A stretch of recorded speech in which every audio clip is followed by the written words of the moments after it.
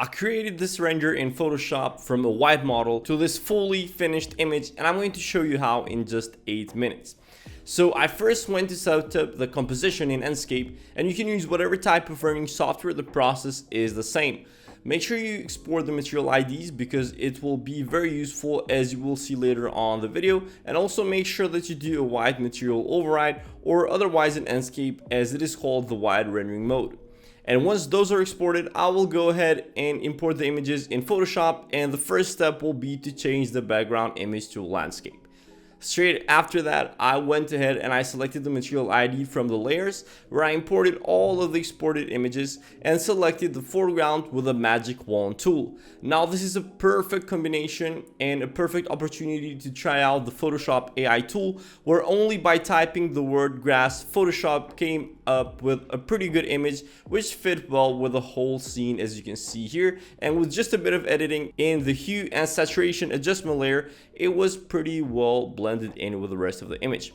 Right after that, I will apply an aluminum panel on the side of the wall here. I will import the texture, and while I transform it, I will hold the control key to change the perspective and match with the surface. I will also make sure I multiply the whole texture, that way it fills the whole area. Now once again, I go to the material ID with only one click. I can select the surface by using magic wand tool once again, and then with the mask option, the material will immediately be applied to the surface. And then also another very useful scenario where you can see the Photoshop AI tool here is on the blank spot where we didn't extend the texture all the way to the end. We can just select it and just click generate without giving it a text prompt, and it will automatically detect it what needs to be done there. And as you can see, it just fills up the whole area by extending the image. Now, in order to make the metallic surface a bit more reflective, I will go ahead and apply a forest picture on top of the existing metal, and I will use a screen overlay with a lower opacity. And as you can see, the material looks a bit more realistic, a bit more shiny, and all of that. After we're done with that, it is time to apply a wood material to the interior walls and exterior walls here on the side of the house. And for this, just like we did the metal material, we'll import the wood texture, align it with the surface, and then we will go to the object ID layer. With one click, we can select the wall with the magic wand tool and immediately mask it out, so the texture is applied within the surface that we needed applied in. Now next up, I went ahead and I applied the anthracite texture on the window frames. I will go once again in the object ID layer, but this time I will make sure that I select the window frames with the color range tool.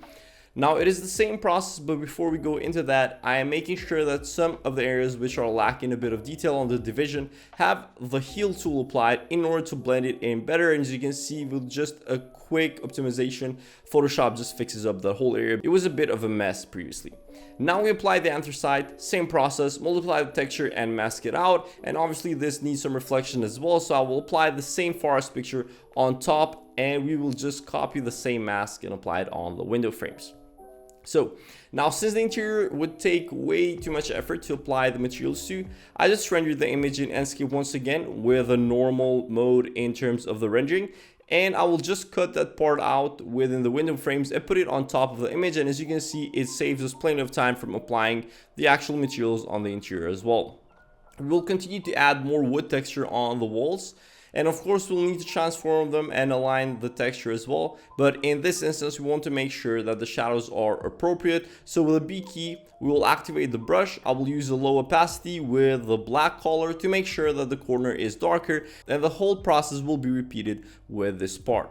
Now we will move on to the deck area. I will apply the anthracite on the columns that are holding it as well as the beam, and we'll also add the reflection as always with a forest image. We will use the eraser tool in order to look like some of the grass is in the front. We'll move on with the stairs and we'll use the same wood material, but obviously the masking will have to be different. So I drew it with a polygonal lasso tool, and then the steps will have to be transformed and skewed with the control key while being in the transform tool with the control T. So we make sure that we use different tones for different orientations of the textures in the stairs. That way there's a bit of a distinction between them. While the wood texture on the deck didn't take much time to be applied, I went into importing some PNG file of wood logs, which I thought will look nice under the deck. Just kind of a bit of storytelling. It will look more livable and more alive. So I tried to copy them and make them look a bit irregular in the way that they were placed by erasing some of them, and with just any other new element that we add, we will have to match the color tone with an adjustment layer. After which I also erased a bit of the parts with a thin brush from the eraser tool in order to make the grass look like it's in front of it, which is more realistic in terms of composition anyway. We can see that a small part of the roof is still blank, so it doesn't have any material applied. So I will go ahead and paint it with a dark gray with a bucket tool, since it is very visible and it will be hard to tell that it is not a texture. And then by using a soft brush tool with a 10% opacity, I will draw out a bit of fog in the distance, where I just try to separate a bit the different levels of the composition and try to emphasize the right objects that we want emphasized in the render.